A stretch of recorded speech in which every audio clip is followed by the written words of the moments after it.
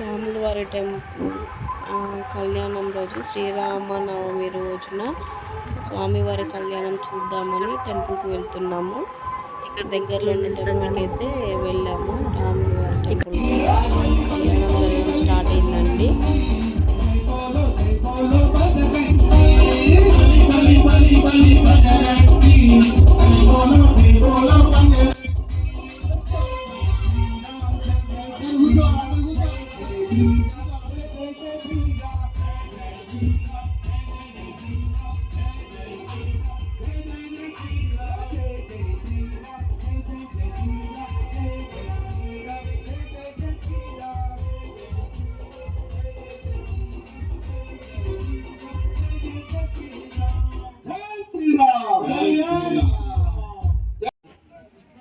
ఆ బ్రష్ చేసుకొచ్చినాక ఏం మాట్లాడాలి? మంచి రోజు చెప్పాలా? సరే, మంచి రోజే నాయన, ఎల్లుడు ఆయన అంట. అయిపోయిన తర్వాత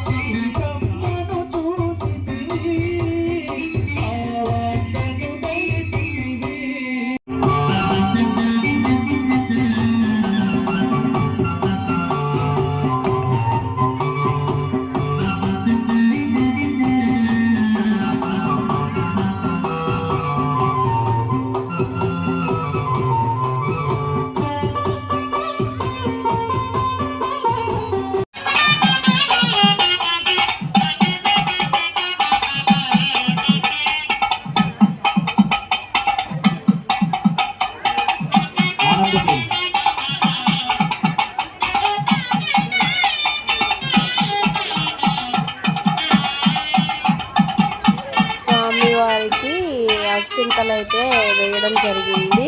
తర్వాత వచ్చేసి ఇక్కడ పూజారులు ఇద్దరు స్వామి వాళ్ళకి దండలు వేస్తారు కదా, పూలమాలలు, వాటితో ఒక చిన్న డ్యాన్స్ చేస్తున్నారు.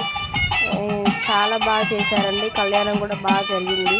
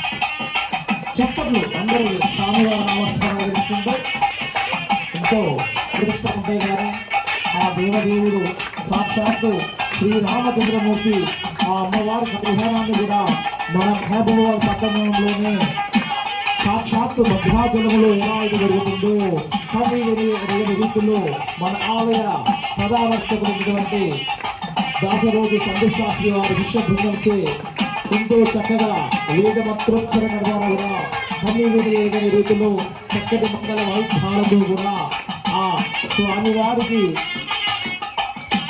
ఆ ఆలన పాలన కూడా సాక్షాత్తు భద్రాచలంలో కూడా వేద పండితులు ఎలా చేస్తున్నారు మనకు సంతలకు కట్టినట్టుగా చూపిస్తున్నటువంటి మన అర్చకులు పురోహిత బ్రహ్మ సంతోష్ గారికి కూడా ఆ రాముల వారి ఆశిష్యులు వారితో పాటు అందరూ కూడా మనసు కూడా ఆ స్వామి వారిపై నగ్నము చేసుకుంటూ కూడా చక్కగా ఆ ఆనంద పేరులో కూడా ఈ రోజు పూజలో కూర్చున్నటువంటి దంపతులపై కూడా ఆ ఎంతో చక్కగా ఆనంద పేరుగా నడుస్తున్నటువంటి ఎంతో పుణ్యముంటే అని కూడా మనము ఈ ఇంతటి చక్కటి భాగ్యాన్ని మనము కురిపించలేము. ఏదో పూర్వజన్మ సుఖం అనుకుంటా సాక్షాత్తు ఒక 1000 సంవత్సరాల నుంచి కూడా మన హనుమంతు గడ్డలో జై శ్రీరామ్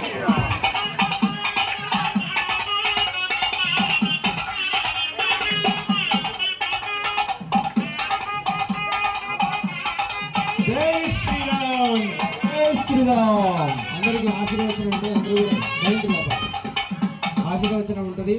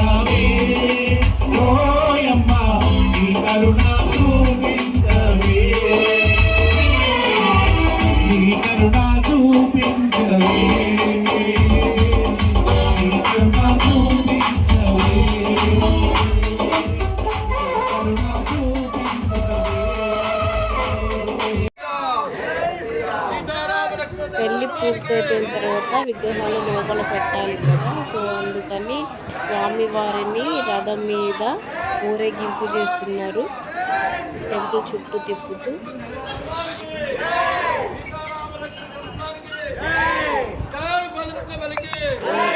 రథయాత్రలో కూడా పాల్గొన్నారు. తర్వాత మంత్రాలు చదివిన తర్వాత విగ్రహాలను తీసుకెళ్ళి యథాస్థితిలో స్వామివారిని యథావిధి స్థానంలో స్వామివారిని పెడుతున్నారు విగ్రహాలు తీసుకెళ్ళి.